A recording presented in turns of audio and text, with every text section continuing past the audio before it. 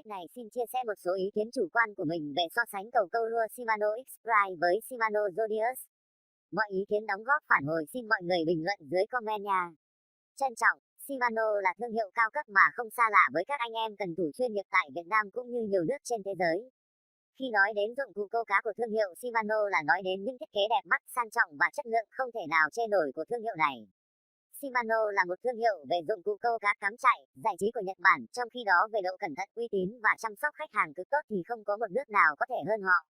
Do đó Shimano được đánh giá là một trong những thương hiệu uy tín nhất và đáng giá nhất để anh em ở hữu một cần máy câu hoặc bất kỳ sản phẩm nào của họ. Để mà so sánh thì Shimano là một trong những thương hiệu quan tâm đến khách hàng nhất, mỗi sản phẩm của họ đều được giải thích tỉ mỉ về các thông số liên quan, hướng dẫn cách sử dụng và những gợi ý đặc biệt liên quan đến sản phẩm của bạn.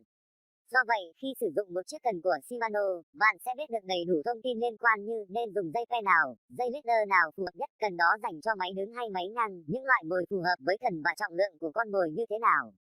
Trong bài viết này, xin đưa ra một vài phân tích và đánh giá về cần câu đua Shimano X-Prime và Shimano Zodiac. Trong hai loại này thì mình nên dùng loại nào để câu? Trước tiên, giá bán của hai loại cần này chênh lệch nhau khá cao, vì vậy yếu tố đầu tiên là các anh em cũng phải nhìn vào túi tiền của mình để có thể chọn cho mình cái phù hợp nhất. Ngoài ra câu được cá hay không quan trọng nhất là chỗ mà anh em câu có cá hay không chứ không do độ đắt tiền của cần.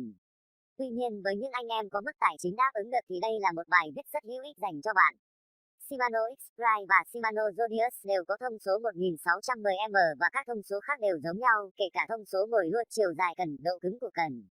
Vậy giữa hai cần này có gì khác nhau? Câu trả lời chính là cách thiết kế. Cán của cần X-Prime được làm từ cán bần cổ điển và cần Zodiac được làm từ cán mút.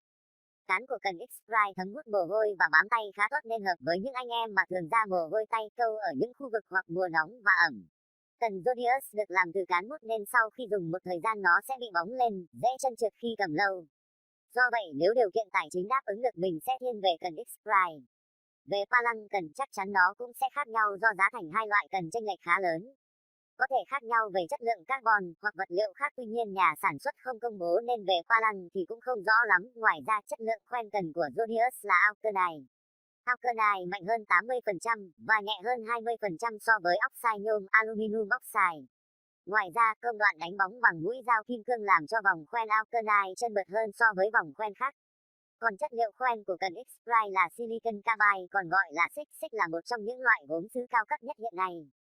Xích cứng nhất và cũng bền nhất, do vậy khoen xích đặc biệt thích hợp với dây braid. Khoen xích được mài và đánh bóng bằng mũi dao kim cương nên rất láng mượt. Vòng xích được gắn trực tiếp vào khung khoen nên rất nhẹ, tăng độ tản nhiệt và rất nhạy. Như vậy, về khoen cần thì mỗi loại được làm từ chất liệu khác nhau, ưu điểm khác nhau, do đó không hẳn là khoen cần nào thực sự tốt hơn khoen cần. Như vậy nhìn chung giữa hai loại cần Shimano X-Prime và cần Shimano Zodiac không có quá nhiều khác biệt ngoại trừ về giá.